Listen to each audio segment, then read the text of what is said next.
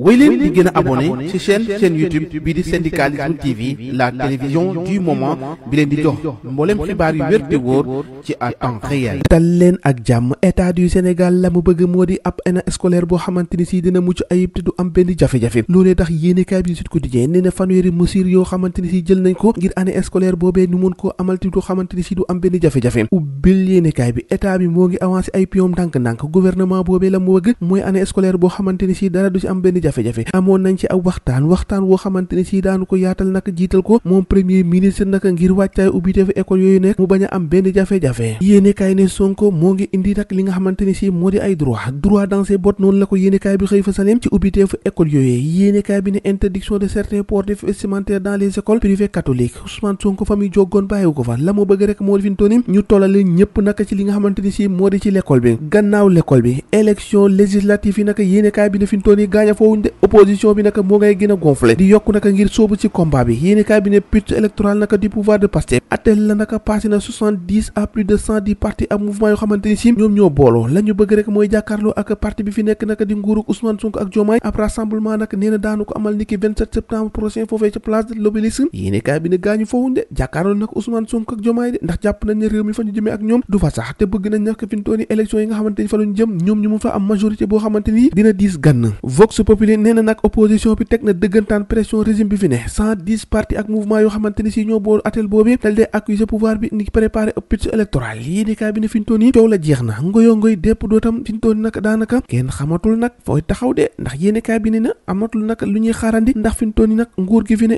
dañ leen a war a teg woo xamante ni si daanaka dañuy liggéey wala ñu abale. Tribune yéenekaay ne fi ñu toll nii ci élection législative dal dee jëm 110 partis ak mouvement politique yoo xamante ni si lancé nañu takkandoo jaxante loxo la ñu bëgg rek mooy jàmmaarloo ak nguur gi fi ne atel googee nag mu ngi dénoncé ab manque de concertation ak annonce nag ab rassemblement boo xamante ni si niki ñaar fukki fan ak juróom-ñaar war nañ koo amal. yéenekaay bi ne la ñuy sa bëgg rek moo di nguurug Diomaye gi jàkkaarloo moom ndax jàpp nañ ne nguurug Diomaye gi ba mu jëmee réew mi ñax du fa sax te bu ñu noppee ñoom ñëpp la ñuy gas ba mu xóot dal dina suul te noppi dem seen yoon te loole nag bala ñuy am ñu jàkkaarloo ak moom loole tax nag ñu jàkkaarloo niki démb ak taskatu xibaar yi taxawal am mouvement ju tuddee ko atel ñoom ñëpp nag dal di see booloo ngir jàkkaarloo ko nguurug Diomaye Faye bi. L'Observateur yéenekaay di kaat ci wàllum politique ak Amadou Ba mi nekk cible nag ak énorme défi boo xamante ci teg na ko ana lan moo tax rek yéenekaay bi ne waa Pastef jàpp Amadou Ba di ko attaqué waaye itam teg ko bët rek menace nag pour le pouvoir ak conséquences yi nga xamante ni si nataalam am na ko ndax jàpp na ne fi ñu toll nii Amadou Ba boobee dafa xam lu bëri loo xamante ne si nit ñi xamuñ ko moo tax nag booba ak léegi gaa yaa ngi koy dogotee di ko ŋàññi ndax moom nag fi ñu toll nii na mu taxawee amaana tak bu ñëwee mën na indi lu saf sapp kaani ci ni nguuru Ousmane Sonko ak Diomaye. boobee jamono enquête yéenekaay ne crise de l'endettement le Sénégal face à la tyrannie du FMI ubbil yéenekaay bi ne Moussa Dembélé la mu xamle ci biir yéenekaay bi nee na dañoo war a rompre avec les recommandations du FMI du ko defee nag ñu mën a liggéey jëm fi nga xamante ni si daanaka suñu koom-koom dina gën a ñoŋ.